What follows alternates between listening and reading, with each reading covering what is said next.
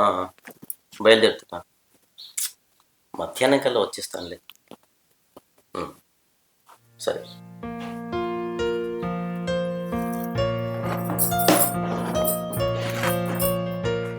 ఏంటి వెళ్ళాలా? Important work ఉంది రాధ, వెళ్ళాలి. మీరు వచ్చేదే వారానికి 1 రోజో 2 రోజులు, అందులోనే ఏదైనా వర్క్ ఉందని ఒక్కోసారి వెళ్ళిపోతారు. నాకు మిమ్మల్ని విడిచిపెట్టి ఉండబుద్ధి కావట్లేదండి. నాకు కూడా నిన్ను విడిచి ఉండడం ఇష్టం లేదు రాధ, కానీ మనం కలిసి ఉండలేని సిచ్యువేషన్స్. ప్లీజ్ అర్థం చేసుకో. అర్థం చేసుకున్నాను కాబట్టి రోజు రోజుకి మన బంధం బలపడుతోంది, లేకపోతే ఎప్పుడో తెగిపోయేది. నీ మనసు నాకు తెలుసు రాధ, అందుకే నిన్ను చూసే రోజు కోసం వారమంతా ఎదురు చూస్తుంటాను తెలుసా. నాకు తెలుసండి, అందుకే నా మనసులో మీకు చోటిచ్చా. ఇక చచ్చే వరకు మీతోనే నా జీవితం. మనది దేవుడు ముడివేసిన బంధం రాదు, మనల్ని ఎవ్వరు విడదీయలేరు. నిన్ను నా కంటికి రెప్పలా చూసుకుంటాను.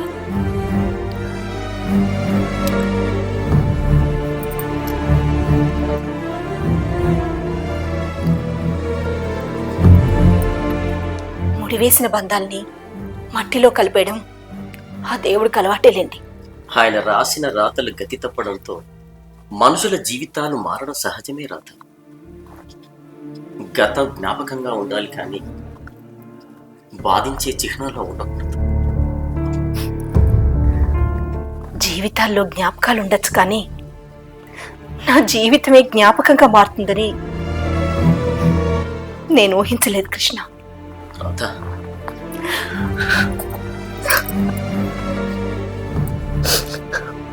ఊరుకో రాధ. పాతవి మర్చిపోవడానికే కదా మనం కొత్తగా స్టార్ట్ చేసింది.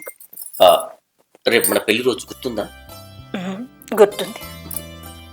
సరే, మీరు లేచి రెడీ అవ్వండి, వెళ్ళి వంట చేస్తా. వంట వద్దులే, నేను దారిలో తింటాను. సరే, మీ ఇష్టం. అవును, అదే నేను వచ్చిన విషయం పాపకు తెలియదు. తనకి కలవకుండా వెళ్ళినందుకు బాధపడుతుంది. సరే, చెప్పనులేండి.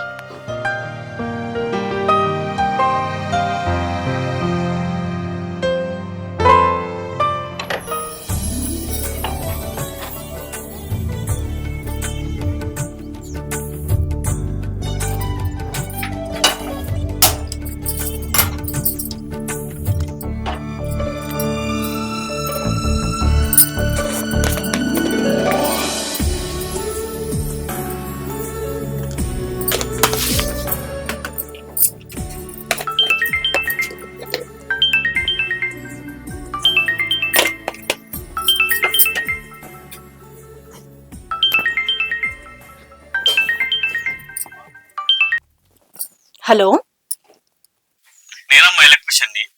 అన్నా చెప్పుర్రి. మొన్న మీ ఇంట్లో ఎలక్ట్రిషియన్ పని చేసిన కదా, దాని తాలూకు డబ్బులు రావాలి కదా, బాగా వచ్చినాక ఇస్తా అన్నావు కదా. గుర్తుందన్నా, సాయంత్రం రారి ఇత్తా. సరే, సాయంత్రం వస్తా మరి. సరే అన్నా.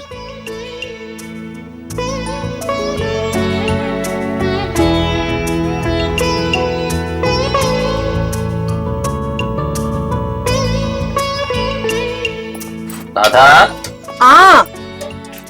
వస్తున్నానండి.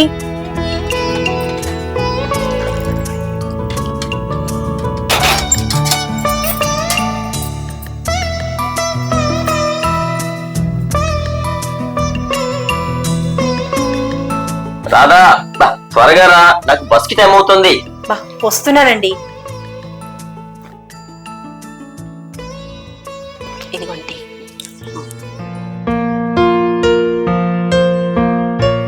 వెళ్ళక తప్పదా? అబ్బా, నీకు తెలుసు కదా రాధా, మళ్ళీ అడుగుతావే. సరే, వెళ్తా.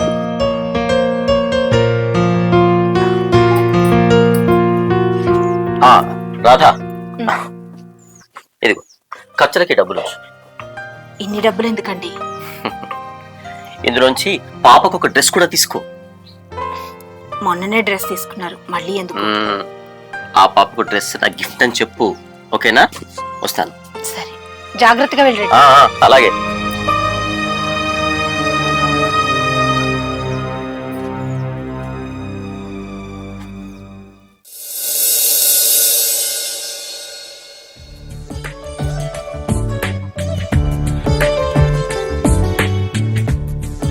చీచి అబ్బాయి ఏది కొందామన్నా అట్టగోలు పిరమైనాయి.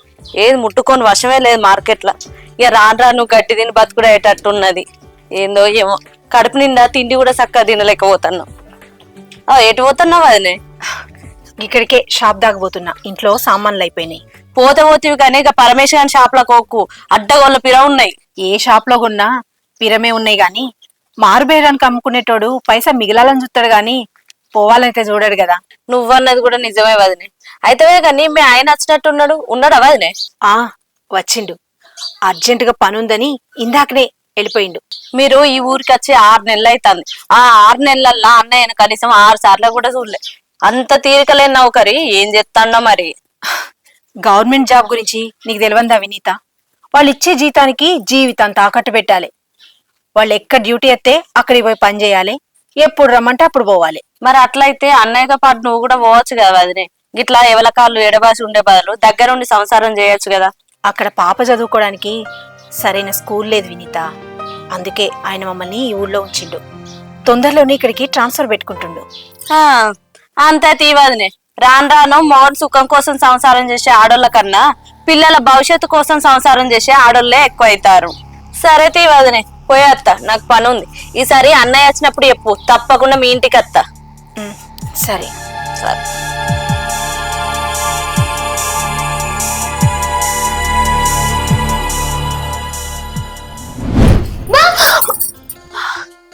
నువ్వెంతసేపు అయింది స్కూల్ నుంచి వచ్చి? ఇంతకుముందు వచ్చినానమ్మా. దొంగ, ఇంత తొందరగా వచ్చావేంటి? డాడీ కోసం వచ్చానమ్మా. అవును, డాడీనమ్మా. డాడీనా? డాడీ వచ్చారని నీకెవరు చెప్పారు? నాకెవరో చెప్పాల్సిన అవసరం లేదమ్మా, నాకు అన్ని అలా తెలిసిపోతాయి. తెలిసిపోతాయి అన్ని అట. నువ్వు రూమ్ లో మల్లెపూల సెంటు కొట్టినప్పుడే డాడీ వచ్చాడని తెలిసిపోయింది. చెప్పు, ఎక్కడున్నాడు డాడీ? ఎక్కడికి వెళ్ళిండు? అదేం లేదమ్మా, గుడ్ స్మెల్ కోసం సెంటు కొట్టాను అంతే. ఎందుకమ్మా అబద్ధం చెప్తూ? డాడీ వచ్చినప్పుడే ఆ సెంటు స్మెల్ ఇంట్లో వస్తుంది. అరే నేనెందుకు అబద్ధం చెప్తానే? నిజంగానే డాడీ రాలేదు, నేను నార్మల్ గానే సెంటు కొట్టాను. అబద్ధాన్ని కూడా నిజమని నమ్మమని అమ్మని నిన్నే చూస్తున్నానమ్మా. అసలు నేను డాడీకి ఇష్టమా కాదా చెప్పు? పిచ్చి తల్లి, డాడీకి నువ్వంటే చాలా ఇష్టమే. అయినా అబద్ధాన్ని నిజమని నమ్మమని నేనెప్పుడు చెప్పానే చెప్పు? మరెందుకు డాడీ నన్ను చూడడానికి రావట్లేదు? వచ్చినా ఎక్కువ రోజులు ఉండట్లేదు. అసలు డాడీకి నువ్వు ఇష్టం లేదా, లేకపోతే నీకే డాడీ ఇష్టం లేదా? మా ఫ్రెండ్స్ వాళ్ళ డాడీ కూడా జాబ్ చేస్తున్నారు, వాళ్ళందరూ ఒక్కొక్కడు కలిసి ఉండట్లేదా? మనం కూడా డాడీతో కలిసి ఉన్నామమ్మా. అది కాదమ్మా, డాడీ జాబ్ చేసే చోట నువ్వు చదువుకోవడానికి మంచి స్కూల్ లేదు. నువ్వు కష్టపడి చదివి లైఫ్లో బాగా సెటిల్ అవ్వాలనే కదా నాన్న కష్టపడేది. అందుకే మనల్ని ఇంత దూరంలో ఉంచారు. ప్లీజ్ అమ్మా, అర్థం చేసుకో. నేను ఎక్కడున్నా బాగా చదువుకుంటా అమ్మా. నాన్నని రమ్మనమ్మా, అందరం కలిసి ఉందాం. సరే, ఈసారి ఫైనల్ ఎగ్జామ్స్ లో నువ్వు ఫస్ట్ ర్యాంక్ తెచ్చుకో, అప్పుడు నేనే డాడీ దగ్గర తీసుకెళ్ళి ఆయనతో పాటు అక్కడే కలిసి ఉందాం. సరే, అయితే నేను బాగా చదివి ఫస్ట్ ర్యాంక్ తెచ్చుకుంటా. సరే, గుడ్ గర్ల్. ఇదిగో డాడీ నీకు కొత్త డ్రెస్ కొనిమని డబ్బులు పంపించారు, వెళ్ళి ఫ్రెష్ అవ్వు, షాపింగ్ చేద్దాం. డ్రెస్సా? సరే, ఓకే, వెళ్దాం. సరే, వెళ్ళి ఫ్రెష్ అవ్వు.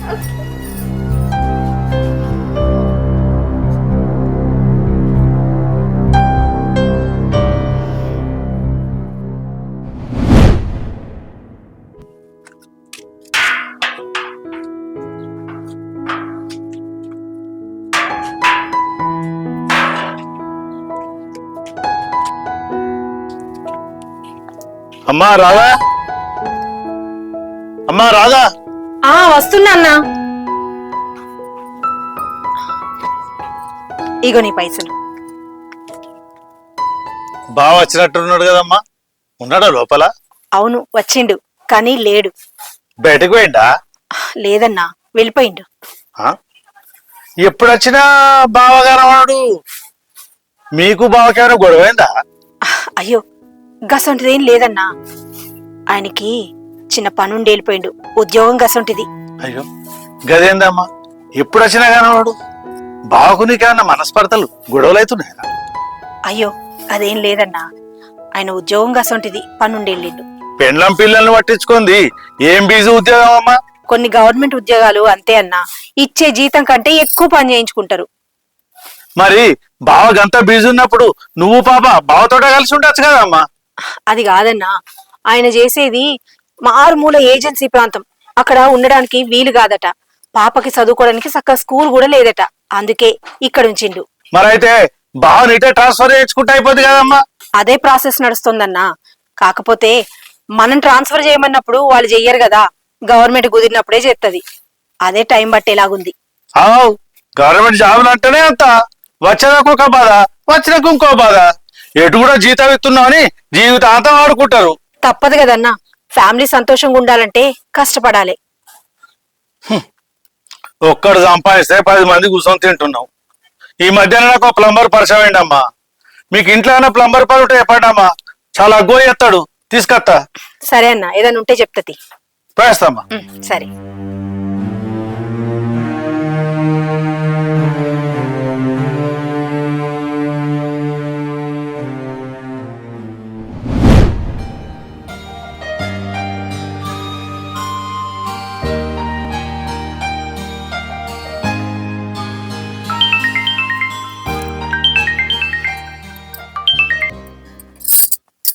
వెళ్ళారా?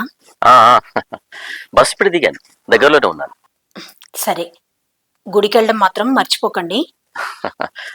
గుర్తుందిలే, తప్పకుండా దర్శనం చేసుకుంటాను. అవును, పాప వచ్చిందా? వచ్చిందండి. సెంటు వాసన చూసి డాడీ వచ్చారు కదా అని ఒకటే గోల్ చేసింది. మరి నువ్వేం చెప్పావు? రాలేదని ఏదో కవర్ చేశాలండి. పాపతో మాట్లాడతారా? వద్దు, ఇప్పుడే వద్దులే, తర్వాత మాట్లాడతాను. ఓకే, ఉంటాను, బాయ్. సరే.